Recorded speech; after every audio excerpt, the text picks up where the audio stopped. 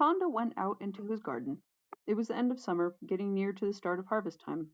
The wild rice around the hut fluttered gently in the wind. Balsa was awake, training with her spear at the back of the hut. Torogai was still asleep, doubtless drinking off the alarming amount of liquor she'd drunk the day before. Sleeping off. There's a typo. It was a quiet morning. Peaceful. Still.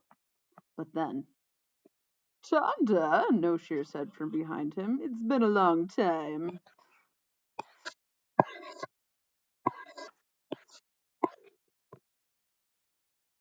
Jigoro got up suddenly in the hut. He was trying to take a nap when he sensed No Shear's energy. He looked at Balsa. Of course, no one could see him. His physical body was dead. But once he made peace with his past in the afterlife, his soul came back to watch over his daughter like a spiritual guardian. Jigoro influenced Balsa to stand up. Tulsa's, Tanda's heart, not Tulsa, Balsa, Tanda's heart skipped a beat. For a while, he put all the blame of the loss of his left arm on Balsa. She always left him behind like a kicked puppy, and he wasn't able to say a thing. She was too strong in personality and too much a spitfire. But now he realized that the real culprit was his family, not Balsa. His family, all except his mother and his sister China, had always looked down on him.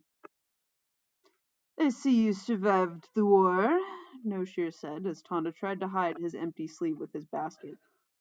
And I see you're still a hypocrite towards my husband. Balsa's voice echoed in the shadow of the door. Her arms crossed over her chest, and she approached Tanda. No Shear backed away instinctively. Balsa was terrifying, even without her spear.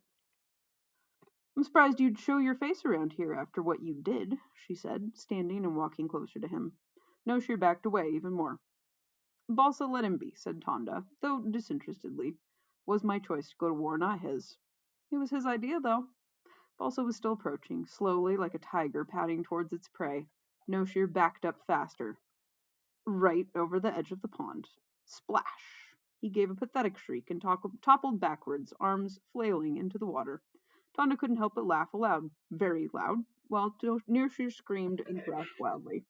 I'm drowning, he wailed. No, you're not, said Tanda, walking over with a grin on his face. The pond is shallow there. Stand up, brother. No Shear turned bright red with embarrassment when he realized that Tanda was right. The pond's water only reached his knees. He hunched his shoulders and struggled out of the mud, dripping and humiliated, while Balsa and Tanda both tried not to laugh. Sort of. Very sort of. No Shear growled and turned his back to his brother and his maybe newest sister-in-law. He promised to himself to never see Tanda again. Anyway, my brother's useless to the family. This is not a big loss, No Shear thought. But I hate Balsa. Because of her now, my brother has his own limits and he sees my game. Damn you, Balsa. Balsa watched him leave the meadow before taking Tanda's arm. Good riddance, she said. Tanda nodded. Thanks for having opened my eyes. I didn't want to see it before, but now it's obvious. Always being kind and saying yes isn't respectful to ourselves. Saying no sometimes is healthy. Balsa pressed herself against him. Ha! I just remembered. It's soon my Aunt Yuka's birthday. Maybe I could just send her a letter this time? Tanda tilted his head on to one side like a little bird, thinking. I don't see why not, Tanda said. I've never visited Comball. Do you think she'd like to see us? Tanda asked. Of course, said Balsa with a smile. She likes you. Remember how she fussed over you at the wedding? Tanda laughed, embarrassed. Yuka was a sweet woman. She was a healer, like Tanda himself, and had been delighted that her niece was marrying an herbalist. Especially with how often she gets hurt, Yuka had said with a wink. I think we should visit, said Balsa. Conball in midsummer is really pretty. Flowers everywhere. I think it would be nice to show you around. And we can visit Jigoro's family. Kasa, Gina, Kaguro. And you can have fresh loso and roast goat with pepper grass and marrow candy and okay, Tanda laughed. You don't have to convince me. I'd like to see where you grew up. And I miss traveling. If we plan our trip right, we can drop by Shirogai and see Asra and Chiksa and Martha, too, on our way back. Balsa smiled. Things had settled down since the war ended, but not completely. This would be kind of like a way of saying that everything was definitively back to normal. I can't wait. Let's leave as soon as possible. Balsa and Tanda prepared for their departure. Tanda packed extra medicines in his bag so that he planned to sell when they passed through Shirogai on their way north.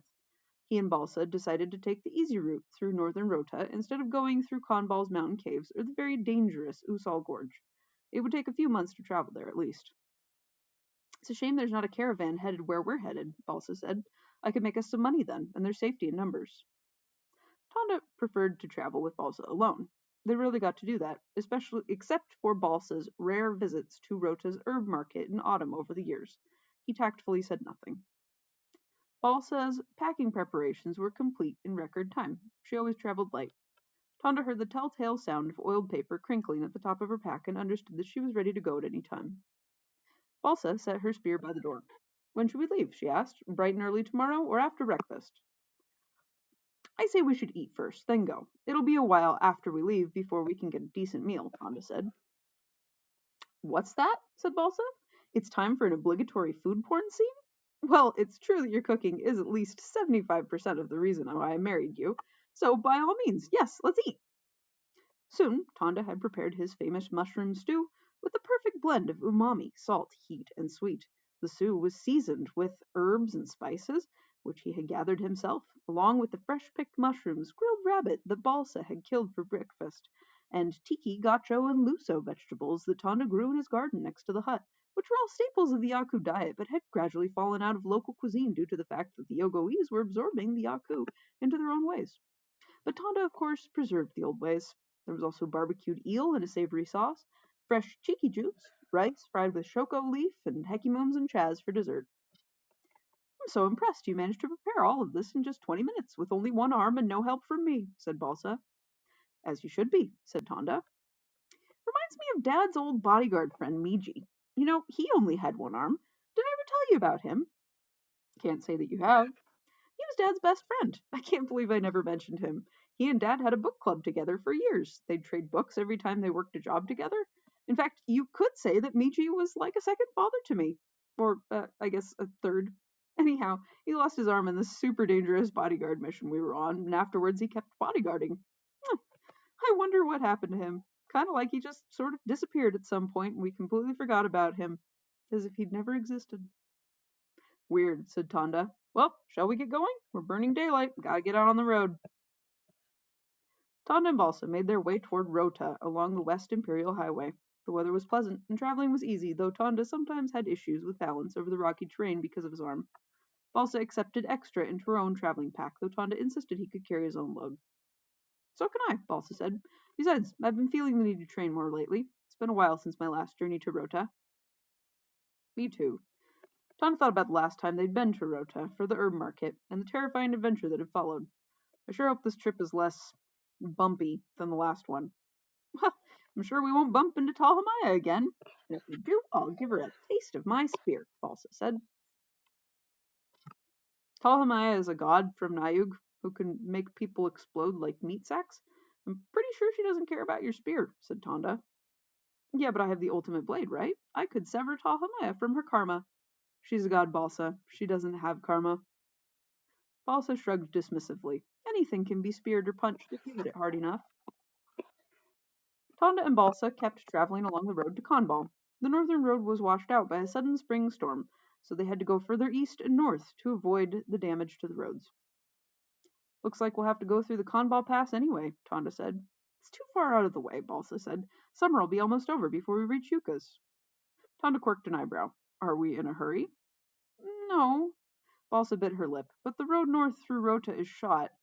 Our choices are to go through the Konbal Pass or Usal Gorge.